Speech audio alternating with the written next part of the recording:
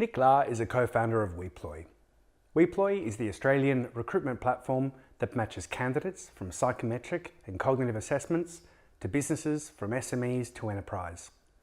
Nick shares his views on being a millennial entrepreneur, from his exploration of opportunities to his 5 a.m. starts. We thought when we first started WePloy, we were going to work within that 3 hour to 1 week space. You know, tactically, someone calls in sick, let's backfill the role. We've kind of grown out to like an operational strategic point of view now. You know, like I took the leap of faith 2006, I guess. You know, I was doing university, working at a bar, and I decided, like, you know, let's go to Hong Kong. You know, why not? And then later, like I was just bartending, creating menus, training up teams. I got promoted to like a beverage director role, working for one silo group. I figured out really quickly that there was a need for someone like me to be in the marketplace to actually share what I knew. You know, so I went to Jakarta, China, Vietnam, all over APAC. And were you touted? Were you like approached for these, or you went and sold yourself? No. Like I literally won one award. Like it was a Travelers Condé Nast hot tables, like youngest bar manager in Asia. I was like 18, I think. And I was running like a portfolio of 32 restaurants and bars.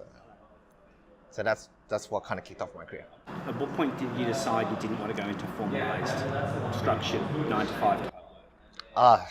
I figured out really soon that I was not a really good employee, you know.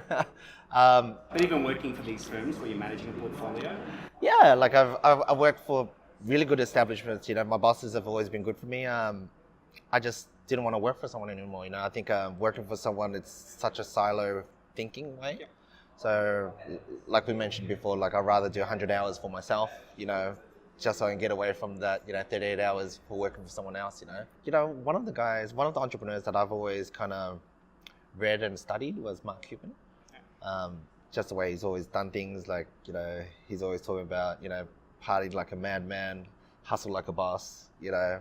And he's always said it from the very beginning, like he always realized that he was a bad employee and he just wanted to work for himself. So I've always took that mantra and applied it to my life. You know? It's been more effective now. Oh yeah, like, you know, like I don't like getting up at 7 o'clock in the morning, but I get up at 5. you know what I mean? Because you're driven? I'm just driven, like, you know, like no one's gonna push in harder unless you want to be pushed, I guess. Like if you want to be successful and one day work whenever you want, then you have to put in the hard yards now. We work with millennials here, so And you are a millennial. I am a millennial too. I think, look, the millennials is the future, right? Like, we have millennials that walk into organizations and just smash work, just crush it. Like, you know, they're built around technology. Things that was a skill or a hard skill, I guess, like, let's say 10, 15, 20 years ago, like, let's say Excel. Yep. We have guys or employees that come in here that are 18 that can do a pivot table better than me. Right. You know, they just grew around it. They grew up on this technology, Yeah. so I don't think. It was already established. Yeah, it's, you know, they're not learning something new. You know, for them, this is what they grew up with. Yeah.